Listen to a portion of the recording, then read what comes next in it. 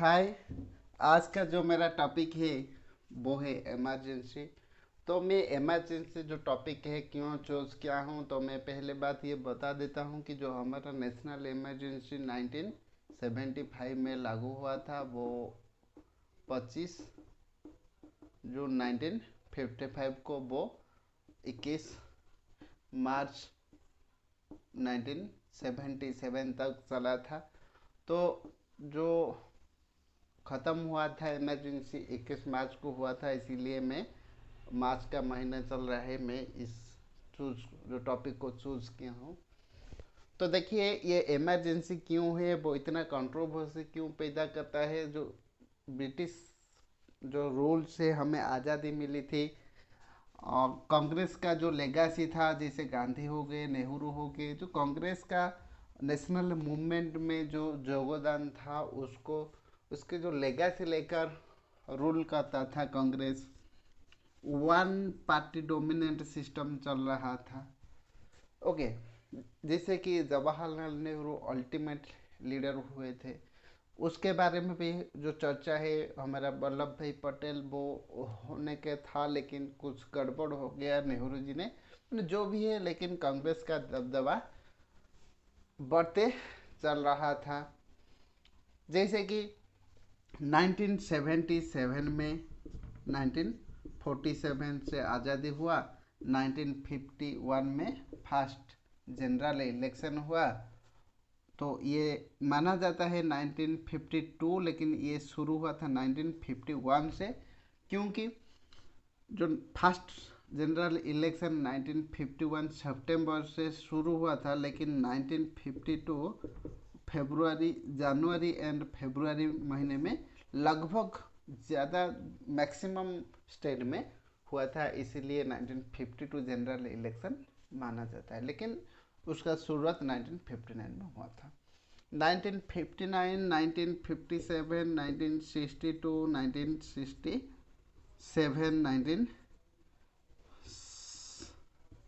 1971, तो ये जो सारे जनरल इलेक्शन हुआ, उसमें कांग्रेस अकेली ऐसे जो राजनीतिक दल जो पार्टी थी, वो हर वक्त मेजोरिटी हासिल किया था।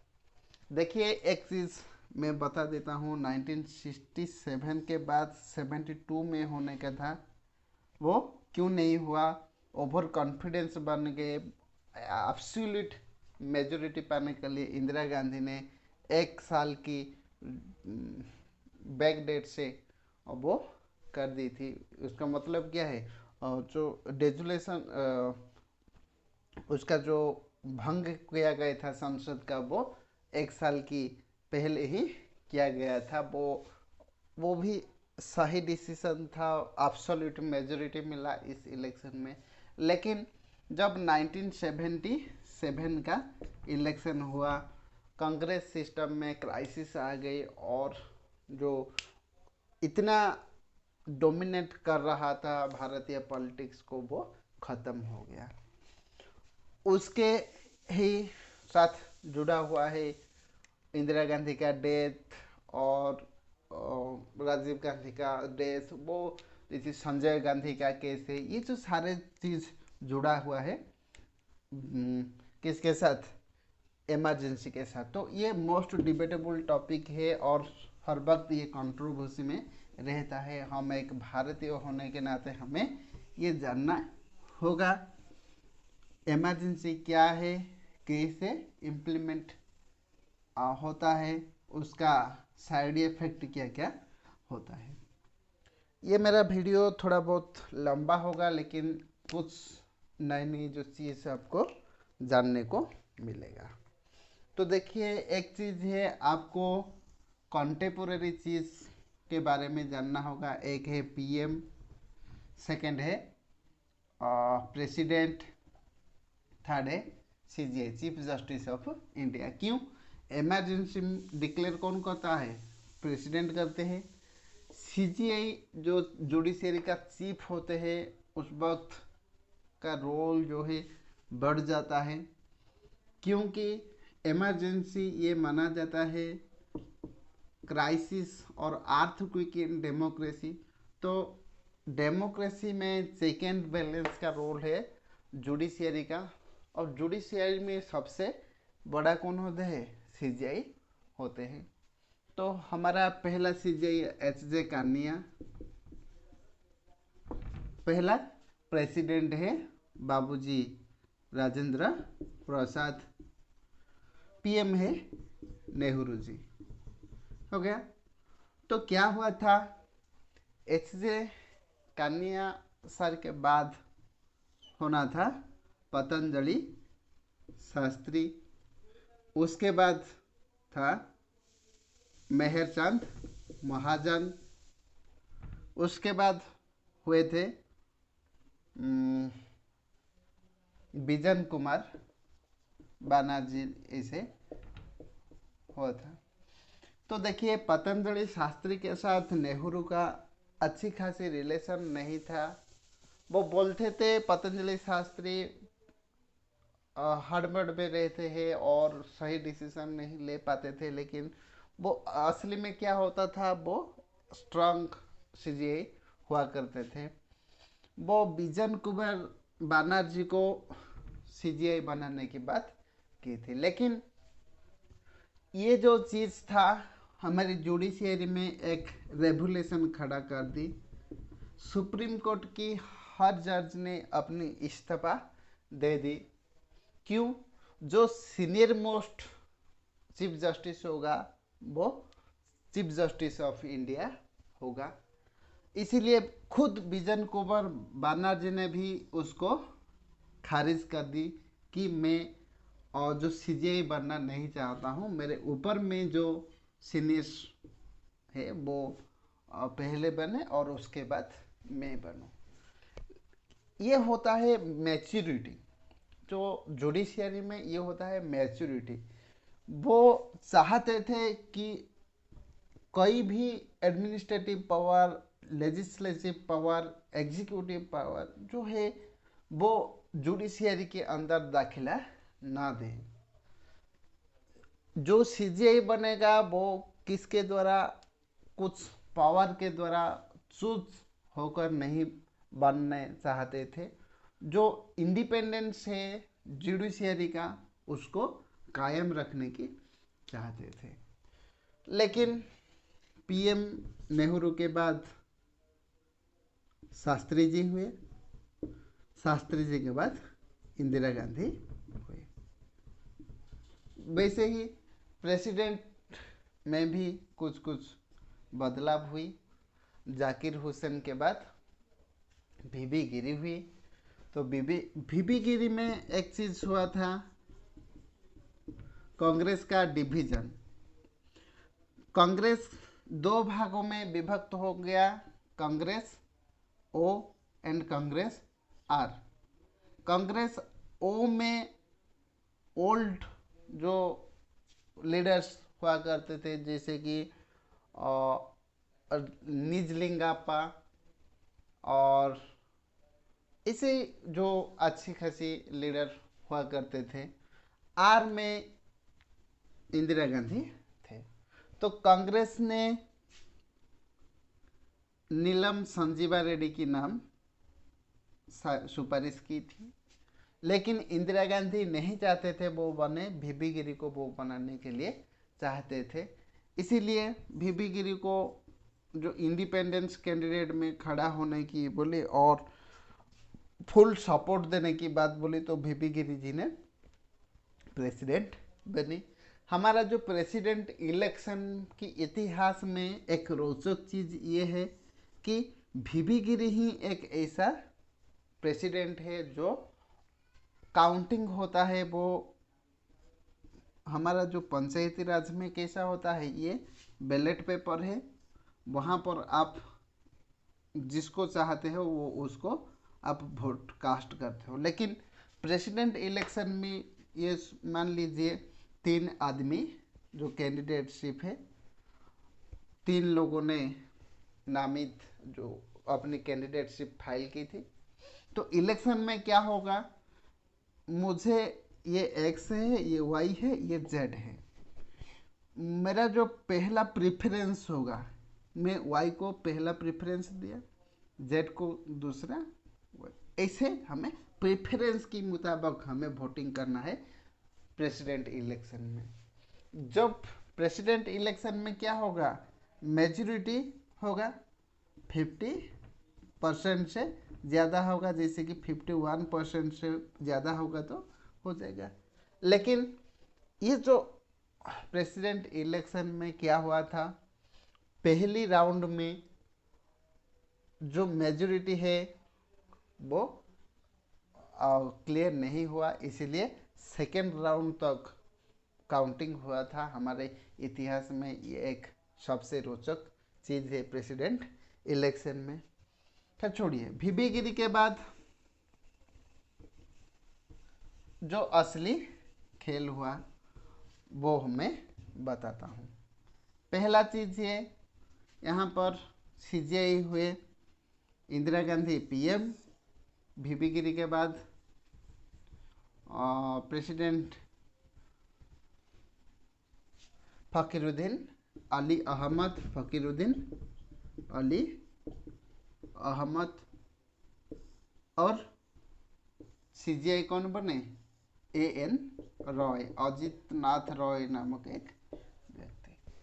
तो मैं फर्स्ट ये क्लियर कर देता हूँ क्यों फ़कीरुद्दीन अली अहमद प्रेसिडेंट हुए, क्यों एएन रॉय सीजीआई हुए। देखिए, इंदिरा गांधी को कई सारे चीज़ करना था, जैसे कि प्रिवी पर्स का मामला है। प्रिवी पर्स का मामला में आपको पता ही होगा, जो प्रिंसली स्टेट हुआ करते थे उसको मुआवजा की तरफ से कुछ कुछ राशि प्रदान हमारे इंडिपेंडेंस के बाद सेंट्रल गवर्नमेंट के द्वारा प्रोवाइड किया जाता था। उसको जो फंड है वो कहाँ से मिलता था, कंसोलिडेटेड फंड ऑफ इंडिया के तहत प्रोवाइड होता था। उसको ख़त्म किए थे। बैंक नेशनलाइजेशन और इंटरनेशनल जो पॉलिटिक्स में है, जैसे रूसिया के साथ फ्रेंडशिप ट्रीटी करना, ऑपरेशन स्माइलिंग बुद्धा जो क्या है, न्यूक्लियर टेस्ट हुआ था। सबसे बड़ा मुद्दा है पाकिस्तान के साथ वार, आयरन लेडी बना दी। वो हमारे वाजपेयी जी ने ये बोले थे, Indira Gandhi is the incarnation of Lord Durga, Durga की अवतार है, ये बोले थे इस जो पाक वार के बाद। मेन जो टेंशन था क्या था, जैसे नॉर्थ ईस्ट इलाका में बंगाली मुस्लिम्स का, नॉर्थ ईस्ट इलाका में बांग्लादेशी मुस्लिम का क्या होता था, माइग्रेशन होता था, डेमोग्राफिक चेंज हुआ था। लगभग 10 लाख से ज़्यादा माइग्रेशन हुआ था भारत में। इसीलिए जो माइग्रेशन क्राइसिस हुआ था, जो डिस्टरबेंस इंडिपेंडेंस के बाद चल रहा था, उसको ख़त्म करने के लिए जो कोशिश की थी पाकिस्तान वार, उस इतना ज़्यादा फेम बना दिया था, वो वर्ल्ड पॉलिटिक्स में एक्टिवली आ गए थे। उसके साथ साथ जो 1967 में इलेक्शन हुआ था, बहुमत से 22 सीट में विजयी हुई थी, तो एब्सोल्यूट जो मेजोरिटी था वो उस खतरे में आ गया था। इसलिए जो भी वो अमेंडमेंट करना चाहते थे, जो भी कोशिश कर रहे थे, वो नहीं कर पा रहे थे इसी वजह से। इसीलिए वो चाहते थे कि मेरे हाथ में जुडिशियरी भी रहे, प्रेसिडेंट मेरे हाथ में रहे, एब्सोल्यूट मेजोरिटी मेरे में हाथ में आ जाए। इसीलिए 1971 में, ये 1972 में होना था, 1971 में वो कंडक्ट कर दी और मेजोरिटी भी एब्सोल्यूट मेजोरिटी मिल गया, तो फुल पावर में आ गई। 24, 25, 26, 27 ऐसे जो अमेंडमेंट एक्ट 1971 में आया था, जैसे कि बैंक नेशनलाइजेशन हो गया, लैंड रिफॉर्म के बारे में भी एक्ट आया था, प्रिवी पर्स की मामला में जो जुड़ी हुई थी वो आया था। अभी उसके जो नेक्स्ट टारगेट था वो प्रेसिडेंट को अपनी हाथ में रखने चाहते थे। फखरुद्दीन अली अहमद एक ऐसा व्यक्ति थे जो जवाहरलाल नेहरू के दोस्त हुआ करते थे। ऑक्सफोर्ड यूनिवर्सिटी में वो पढ़ रहे थे। ओके, अब इंदिरा गांधी की जो गवर्नमेंट है वहाँ पर वित्त मंत्री की इंडस्ट्री मिनिस्ट्री में वो मंत्री थे। संजय गांधी ने रोल्स रॉयस जो कंपनी है वहाँ पर अप्रेंटिस कर रखे थे। वो चाहते थे भारत में एक कंपनी खड़ा करने की। वो इंदिरा गांधी को ये मैसेज दिया कि मैं चाहता हूँ कि मैं एक कंपनी भारत में प्रिपेयर करूँ, लेकिन वो नहीं कर पाए क्योंकि जो उसकी मन में जो कॉन्फिडेंस था, ये जो अप्रेंटिस का प्रोग्राम 5 इयर्स का था, लेकिन वो 3 इयर्स में ही उसमें जो कोर्स को कंप्लीट करके आ गए थे और वो अपनी जो फैक्ट्री है बना दी थी। जब फैक्ट्री कर लिए जो भी कागजात होना है वो फखरुद्दीन अली अहमद ने प्रोवाइड कर दी, और फैक्ट्री के लिए जो भी लैंड चाहिए वो हरियाणा में उसको ग्रांट कर दी। हरियाणा में जो सीएम थे वो भी कांग्रेस की गुलामगिरी कर रहे थे, इसलिए एक तरफ से उसके फेम था कि फखरुद्दीन अली अहमद कर सकते हैं, हमारे लिए काम कर सकते हैं। ओके, अब हम देखेंगे एएन रॉय। गोलोकनाथ केस आया कि हमारे जो संविधान में ये बेसिक स्ट्रक्चर डॉक्ट्राइन को लेकर जो चल रहा था, आर्टिकल 13 एंड आर्टिकल 368 में कौन बड़ा है। गोलोकनाथ केस में जो पार्लियामेंट की हाथ में अमेंडमेंट की शक्ति है उसको थोड़ा घटाने की बात की थी, और आर्टिकल 368 में जो अमेंडमेंट होता है वो आर्टिकल 13 में जो हमारा फंडामेंटल राइट है 12 से लेकर .35 तक, उसको कैसे इन्फ्रिज नहीं होगा। ओके, जो भी इन्फ्रिज करेगा उस हद तक वो नॉल एंड वॉइड हो जाएगा, जिस हद तक वो फंडामेंटल राइट को कॉन्ट्राविन करता है, इन्फ्रिज करता है। इसका मतलब क्या है, 368 आर्टिकल को यूज करके एक्स वाई जेड अमेंडमेंट हुआ। एक्स ठीक है, वो फंडामेंटल राइट को टच नहीं करता है, वाई भी ठीक है, फंडामेंटल राइट के साथ उसका कोई लेन देन नहीं है, लेकिन जेड क्या है, वो बोलता है कि फंडामेंटल राइट जैसे मान लीजिए 19 का एक पार्ट है, सब क्लॉज है, तो उसको वो इन्फ्रिज करता है, उसको वो अंडरमाइन करता है, तो वो क्या हो जाएगा, नल एंड वॉइड हो जाएगा। ये कहाँ पर आया था, गोलोकनाथ केस में आया था। तो गोलोकनाथ केस में क्या हुआ था,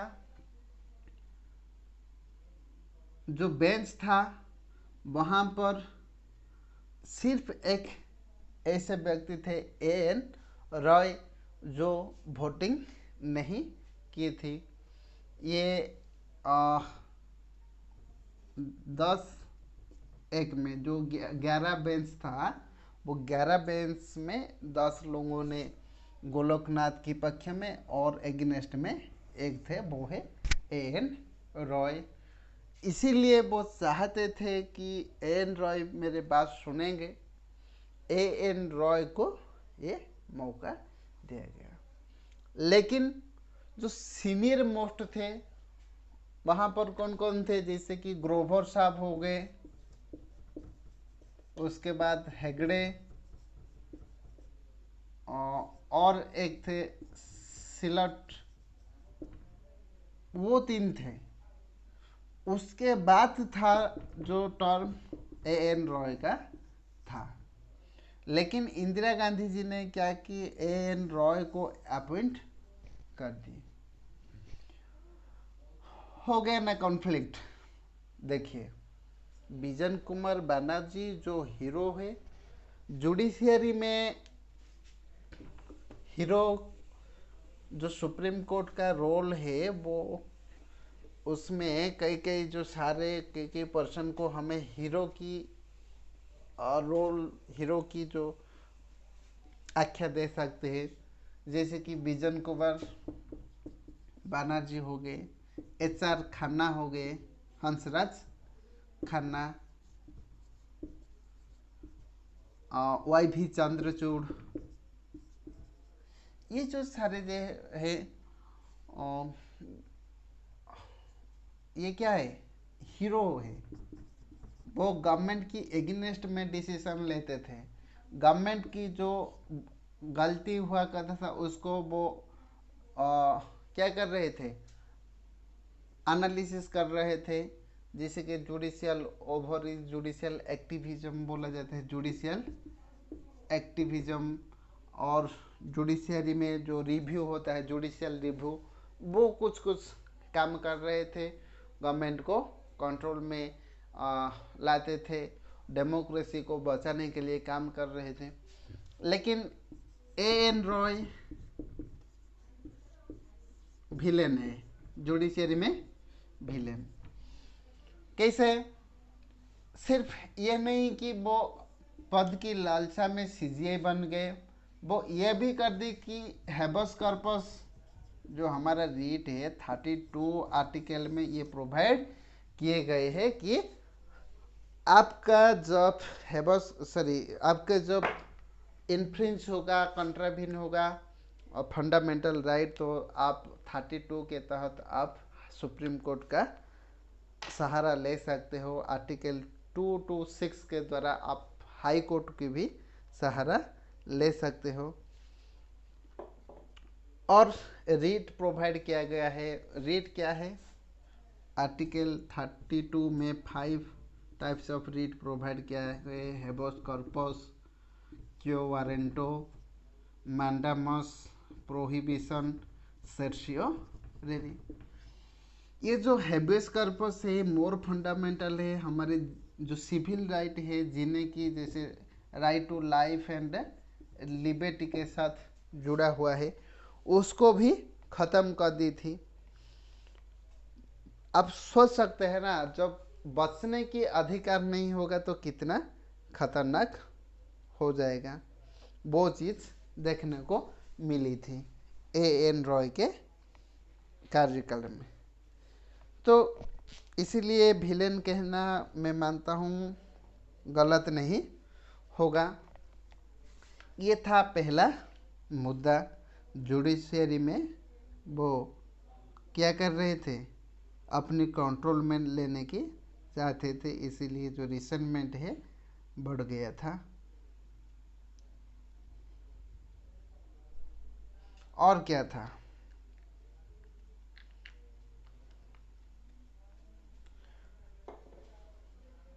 गुजरात की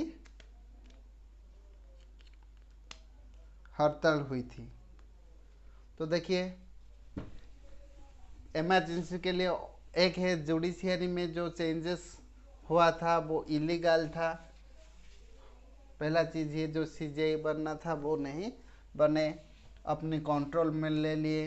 राइट टू प्रॉपर्टी को भी ख़त्म कर दिए, इसे राइट टू लाइफ को भी ख़त्म कर दिए।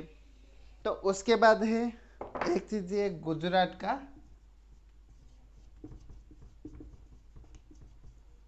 जो रिवॉल्यूशन था। गुजरात में एक नेता थे मोरारजी देसाई। तो मोरारजी देसाई अकेले ऐसे व्यक्ति थे जो प्रधानमंत्री बनने की हकदार थे। लेकिन कांग्रेस की जो कूटनीति से वो प्रभावित हुए और नेहरू के बाद बनना था वो नहीं बन पाए।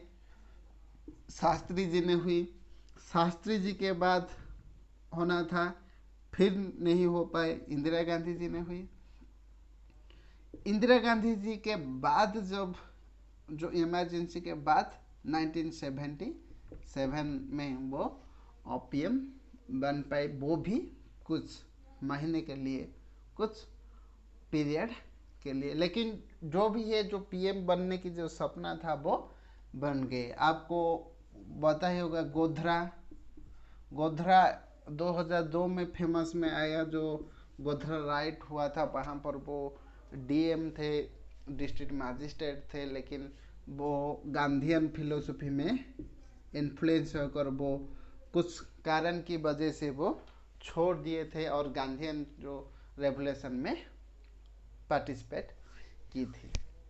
स्टूडेंट ने बैनर लेकर ये खड़े हो गए, जो राइजिंग पॉवर्टी है, इन्फ्लेशन है, इन्फ्लेशन तो 30% तक बढ़ गया था, अनएम्प्लॉयमेंट बढ़ गया था, और फूड शॉर्टेज जैसे बंगाल में और उड़ीसा में ऐसे जो इलाका में फूड शॉर्टेज बढ़ गया था, जो भी है। लेकिन गुजरात में जो चीज़ डेवलप हुआ था वो मोरारजी देसाई के द्वारा लिए गए हैं। वो बोल दिए कि जो गवर्नमेंट है उसको बदलना चाहिए, जब तक नहीं बदलेगा तब तक मैं फास्टिंग में रहूँगा। गांधीयन वे में वो प्रोटेस्ट किए और फाइनली इतना प्रेशर हुआ कि फिर से इलेक्शन हुआ। और एक चीज़ है, बिहार में क्या हुआ था, जेपी नारायण बिहार में भी बच्चे ने रेवोल्यूशन मोड में आ गए थे। वो जो फूड शॉर्टेज है वो पहला मुद्दा था, इन्फ्लेशन था, पॉवर्टी था, वो जो मुद्दे को लेकर आए थे वो लीडिंग करने के लिए जेपी नारायण के पास पहुंचे। तो जेपी जी ने बोले कि आप एक काम कीजिए, मेरा 2-3 कंडीशन है, उसको मानेंगे तो मैं लीड करूंगा। पहला है, जो सारा रेवोल्यूशन नॉन वायलेंस वे में होगा। उसके बाद जो कैरेक्टर है नेशनल मूवमेंट की वो बरकरार होना चाहिए। सिर्फ ये बिहार में नहीं होगा, ये नेशन वाइड में उसको मैं स्प्रेड करूँगा। वायलेंस की रोल नहीं होगा। गवर्नमेंट की जो बदल के लिए कोशिश की थी, लेकिन कांग्रेस ने वो खारिज कर दी और जेपी नारायण की नेतृत्व में जो बिहार का जो शुरू हुआ था वो कई सारे राज्य में पहुंच गया। और एक हुआ था रेलवे स्ट्राइक। रेलवे में जो बोनस हुआ करता था उसको बंद कर दिया गया और जो वर्किंग प्रेशर बढ़ गया था, इसीलिए वो मना कर दी। देश में एक तरफ से अचलावस्था आ गई थी, तो रिसेंटमेंट बढ़ गया था। ये कुछ डेवलपमेंट हुआ था जो गवर्नमेंट के ऊपर क्या होता था, प्रेशर बढ़ रहा था।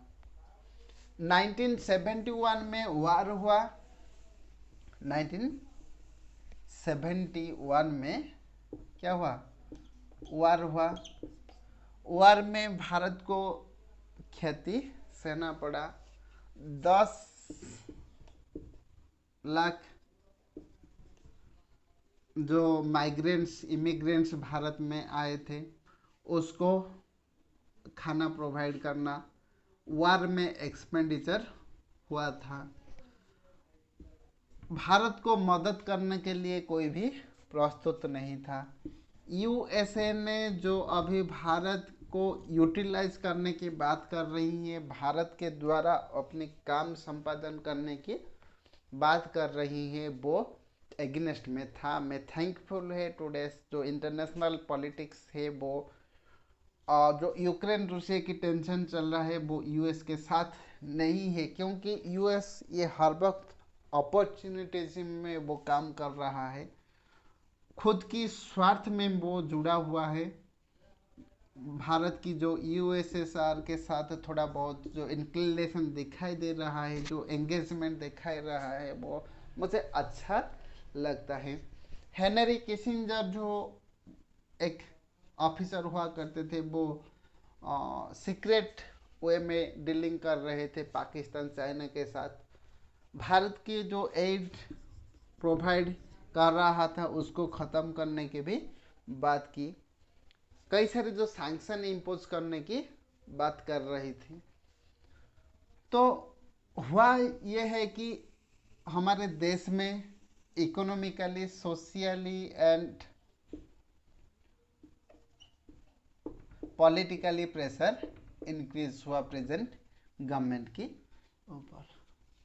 उसके बाद क्या हुआ, इन्फ्लेशन हुआ, ड्राउट भी हो गया। देखिए नेचर भी ये नहीं चाहता था भारत की विकास हो। बहुत सारे रीजन में ड्राउट हुआ, फूड शॉर्टेज बढ़ गया, और उसी टाइम अमेरिका ने भी मदद करने की मना कर दी।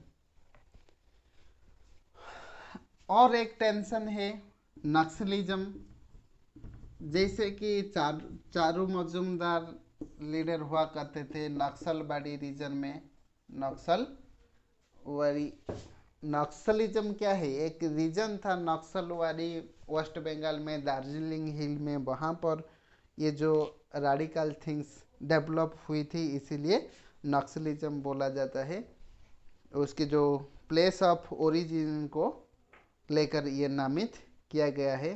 चारू मजूमदार जैसे लोगों ने सीपीआई में जुड़े हुए थे वो, और लाल डेंगा जैसे, एक सेकेंड, ये भी थोड़ा बहुत परेशान कर रहा है, जैसे इंदिरा गांधी जी ने परेशान में आ गए थे, उसको मैं सही कर देता हूँ। इसलिए मैं इमरजेंसी लगा दूँ तो ये नहीं हो सकता है, मैं थोड़ा इंक भर देता हूँ। ओके। तो नक्सलिज्म में क्या हुआ था, जैसे नेता थे चारू मजूमदार, लाल डेंगा, ऐसे जो व्यक्ति थे वो नक्सलिज्म में इन्फ्लुएंस होकर भारत में रेडिकल जो आए थे, जैसे कि वेस्ट बंगाल हो गया, उसके बाद वहाँ से उड़ीसा तक, हैदराबाद रीजन तक, ये लाल कॉरिडोर बोला जाता है। और यहाँ से पंजाब से लेकर बंगाल तक, जैसे कि बंगाल की खाड़ी है वो रीजन तक नक्सलिज्म का भी और जो प्रभाव बढ़ गई थी।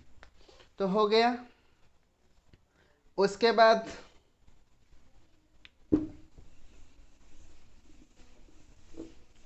जो पहला टेंशन है वो इलाहाबाद हाई कोर्ट में था। देखिए 1971 जो इलेक्शन हुआ था रायबरेली में, क्या हुआ था, एक थे इंदिरा गांधी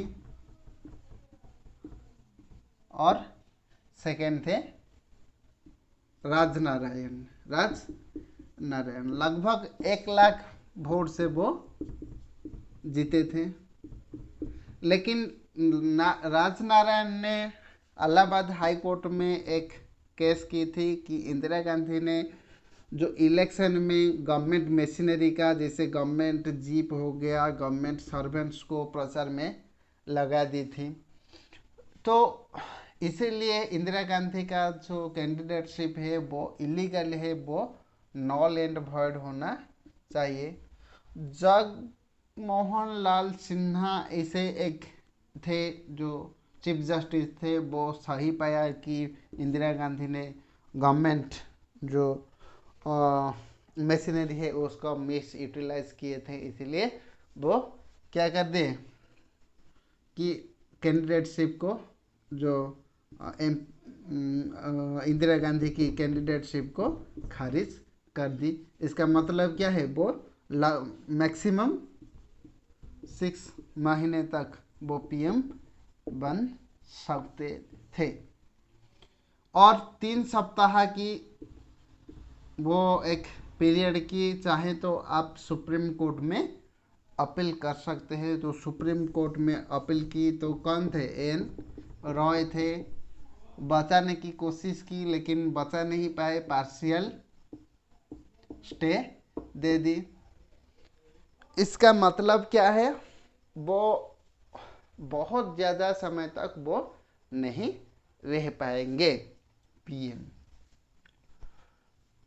उसको लेकर डेवलपमेंट हुआ था जेपी नारायण के द्वारा। जेपी नारायण ने टोटल रेवुलेशन की बात कर दी। जो भी करप्शन बढ़ रहा था, चाहे वो इलेक्शन में हो चाहे वो ऑफिस में हो, ये जो करप्शन था उसको ख़त्म करने के लिए वो टोटल रेवुलेशन कर दी। रामलीला मैदान में वो उतर गए, लाखों तादाद में लोग जुड़े हैं, और रिजाइन इंदिरा गांधी जी रिजाइन के लिए वो ये क्लेम कर रहे थे। ओके, ये जो सारे जो डेवलपमेंट हुआ था गवर्नमेंट के ऊपर, एक बर्डन बढ़ गया था। ये था कुछ कुछ चीज़ जो गवर्नमेंट के ऊपर प्रेशर कर रहा था। दूसरा चीज़ मैं बता देता हूँ। पहला चीज़ हो गया जुडिशियरी में चेंज, और मैं फिर से रिवाइज एक सेकेंड में कर देता हूँ। कुछ नेचुरल ड्राउट्स रीजन हो गया, गुजरात बिहार रेलवे स्ट्राइक्स हो गया, राइज ऑफ नक्सलिज्म लाल डेंगा हो गए, और चारों मजूमदार हो गए। उसके साथ साथ जैसे कि अभी बता था 1971 का वार हो गया, इलाहाबाद हाई कोर्ट का डिसीजन हो गया। ये जो कई सारे जो चीज़ था वो प्रेशर पका रहा था। इसके पैरेलल में संजय गांधी का बात कर रहा हूँ। संजय गांधी चाहते थे वो अपनी एक कार कंपनी खोले। इंदिरा गांधी जी ने ये खुले मैदान में ऐलान कर रहे थे। एक बेटा अपनी माँ से बोल रहा है कि माँ, मैं अपने देश के लिए अपने लोगों के लिए कुछ करना चाहता हूँ। उस माँ ने उस बेटे को कैसे मना कर सकता था। देखिए कैसे वो ब्रेन वॉश हो रहा था। मैं ये नहीं बोलता हूँ कि इंदिरा गांधी टोटली रॉन्ग है, वो कई सारे अच्छे अच्छे काम किए हैं, जैसे प्रीवी पर्स को एबोलिश करना, बैंक नेशनलाइजेशन होना 1971 में, ये जो वार होना, फूड प्रोडक्शन का, जैसे कैनल इरिगेशन के लिए कई सारे काम की थी, और न्यूक्लियर पावर में कई सारे जो हमें हासिल हुई थी। तो कितने सारे काम की थी। देखिए हमारे जो प्रेजेंट के है फॉरेन मिनिस्टर कौन है, एस जयशंकर। एस जयशंकर ने ये बता दी कि भारत क्यों पीछे है चाइना से। फर्स्ट चीज़ है वो लिबरलाइजेशन पहले शुरू किया था। न्यूक्लियर पावर को पहले ही हासिल कर रहे थे, और उसके साथ साथ इकोनॉमी में एक है कल्चरल रिवोल्यूशन वो कर रहे थे। तो न्यूक्लियर पावर एक ग्रेट पावर होता है, इसीलिए चाइना हमारे आगे है। तो ये एक ग्रेट अचीवमेंट है, ये ग्रेट अचीवमेंट, इसमें कोई डाउट नहीं है। लेकिन अपनी फैमिली के लिए जो दुर्बलता थी, जैसे कि PMO prime minister office PMH से ऑपरेट होता था, प्राइम मिनिस्टर हाउस से ऑपरेट हुआ करता था। संजय गांधी को जो इंडस्ट्री के लिए कैसे जो लोगों में ये प्रोपेगेंडा की थी, एक बच्चा ने अपनी माँ से बोल रहा है कि मैं देश के लिए कुछ करो, तो वो माँ कैसे ये मना कर सकती थी। वो हाँ कर दी, वो बेटा और कोई नहीं है, वो मेरा बेटा संजय गांधी है। लोगों में एक इमोशनली वो ये चीज़ इम्प्लीमेंट कर दी। संजय गांधी ने जो डिसीजन, मेजर डिसीजन देश में हुआ था वो लेते थे, वो इतने स्पीड थे कि जैसे वो जहाज चला रहे थे, एरोप्लेन चला रहे थे, वो स्पीड में वो सोच रहे थे। इसीलिए जो स्टेप्स लेते थे वो क्या है, देश के लिए सही नहीं था। जैसे कि एक चीज़ है, उसको मैं थोड़ा बता देता हूँ, वो चीज़ क्या है। टुकराम गेट का जो डिमोलिशन है, उससे आप पता चल सकता है वहाँ पर जो झुपी झुटरी जो पूर लोगों हुआ करते थे, वो कहाँ पर झुपी कुड़िया में रहते थे, झुग्गी झोपड़ी बोला जाता है। वो उसको डिमोलिश करके यमुना जो रिवर है, बैरन लैंड है, वहाँ पर वो जैसे एस्बेस्टस टीन का जो तपतपाता हुआ घर में वो माइग्रेट कर रहे थे। तो ये क्या चीज़ है, वो इतनी स्पीड से सोच रहे थे। संजय गांधी एरोप्लेन के मोड में सोच रहे थे। आपको पता ही होगा संजय गांधी एरोप्लेन चलाते हुए कभी भी कॉम्प्रोमाइज़ नहीं कर रहे थे स्पीड को। वो चाहते थे कि मैं पक्षी के तरह हर वक्त आकाश में उड़ता रहूं, लेकिन उस जो पैशन ने ही संजय गांधी को मार दिया। ओके, संजय गांधी का जो डिसीजन हुआ, उसके साथ साथ जैसे कि मैं और एक उदाहरण बोलता हूँ, और संजय गांधी के मेनका गांधी जो पत्नी हुआ करते थे, वो ये चाहते थे कि मैं एक पत्रिका का पब्लिश करूं, जैसे कि सूर्या। वो सूर्या पत्रिका के लिए पहले जो हमारा प्रेसिडेंट है, first person of our nation president से संजय गांधी ने ये बात की कि मेरी पत्नी मेनका गांधी जी ने चाहते हैं कि उसकी पत्रिका में पहला लेख आपका आए, लेकिन प्रेसिडेंट ने जब मना कर दी, फखरुद्दीन अली अहमद ने उसको जो गाली की थी, एक प्रेसिडेंट को एक आम नागरिक ने गाली की थी, वो जो सारे जो चीज़ है संजय गांधी की इमेच्योर एटीट्यूड के बारे में बताता है। ये जो सारे कुछ हुआ था, ये हो गया सारे कुछ। तो मेरा मेन मुद्दा है 25 जून 1975 में राज नारायण नहीं, JP नारायण रामलीला मैदान में अपनी समर्थकों को लेकर ये रिजाइन मांग रहे थे। तब इंदिरा गांधी जी ने एक सलाह मांगे, जैसे कि उस वक्त वेस्ट बंगाल का CM थे, जैसे सिद्धांत शंकर रे ऐसे नामक एक व्यक्ति थे, और संजय गांधी जी। संजय गांधी क्या थे, वो एक तरफ से स्पीड सोच रहे थे। वो ये सलाह दी कि माँ एक काम कीजिए, आप इमरजेंसी लागू कर दीजिए, सब कुछ खत्म हो जाएगा। इसीलिए संजय गांधी और जो सिद्धार्थ शंकर रहे थे, उसके सलाह मशवरे के बाद वो ये डिसीजन में पहुँचे कि मैं इमरजेंसी इम्प्लीमेंट कर दूंगा। तो इमरजेंसी के बारे में सुबह ही बात कर रहे थे किसके, प्रेसिडेंट अली फ़खरुद्दीन अली अहमद के साथ फ़ोन पर बोल दिए थे कि मैं शाम को कुछ पेपर भेजूँगा तो आपको साइन करना होगा।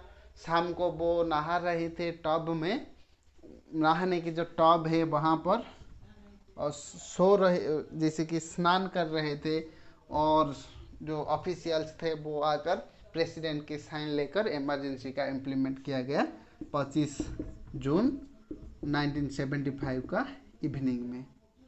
हो गया, ये हो गया इमरजेंसी इम्प्लीमेंट के बारे में। जब ये जो सोच मन ही मन में चल रहा था, जिस प्रेसिडेंट ने, फ़खरुद्दीन अली अहमद ने ये जो प्रोक्लेम किए थे इमरजेंसी, उस दुख में, उस सदमे में वो जी रहे थे।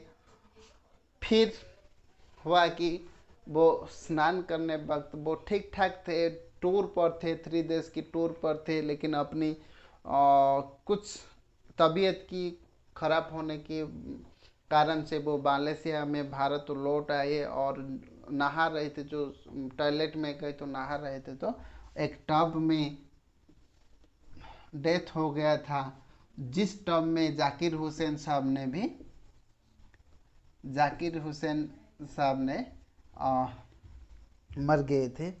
तो डेथ टब बोला जाता है। जो ये टब दो दो हमारा प्रेसिडेंट को अनमोल रतन है। देखिए, फ़खरुद्दीन अली अहमद भी इतना खराब नहीं थे, लेकिन वो अपनी परिस्थिति में वो बंधा हुए थे। संजय गांधी जैसे, इंदिरा गांधी जैसे लीडर की वजह से वो इतना प्रेशर में आ गए थे कि मैं कुछ करूंगा तो मेरा सूर्या पेपर केस हो जाएगा, जिसे मुझे फिर से डांट सुनना पड़ेगा। और जाकिर हुसैन साहब की तो खैर छोड़िए, वो एजुकेशनलिस्ट थे, लिटरेचर में गाढ़ नॉलेज हुआ करते थे। इंग्लिश लिटरेचर में आप कई सारे पोएम पाए जाएंगे। अली अहमद जी ने भी एक एजुकेशनलिस्ट थे। खैर छोड़िए, ये हो गया मेरा मुद्दा। फ़खरुद्दीन अली अहमद प्रोक्लेम की थी, और उसी वक्त सीजीआई थे एन रॉय, और पीएम कौन थे? इंदिरा गांधी। ये तो खैर छोड़िए, आसानी बात था।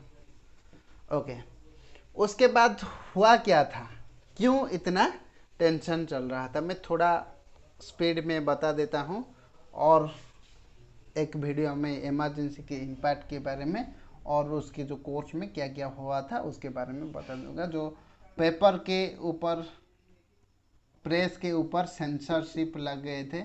सेंसरशिप के मतलब क्या है? जो भी पब्लिश होगा वो पीएमओ से वेरीफाई होकर जाएगा। Life, right to life and liberty, वो भी ख़त्म हो गया था। ओके, तो देखिए कितना ये हो गया, जुडिशियरी का मोनोपोली बढ़ गया था। लोगों ने जिस जुडिशियरी को भगवान मानते थे वो भी ख़त्म हो गया। 42 अमेंडमेंट आया, जो भारतीय कॉन्स्टिट्यूशन में कितना परिवर्तन कर दी। उसके बाद रेगुलर जो इलेक्शन, हमारा डेमोक्रेसी में एक चीज़ क्या है? Free, fair and regular election.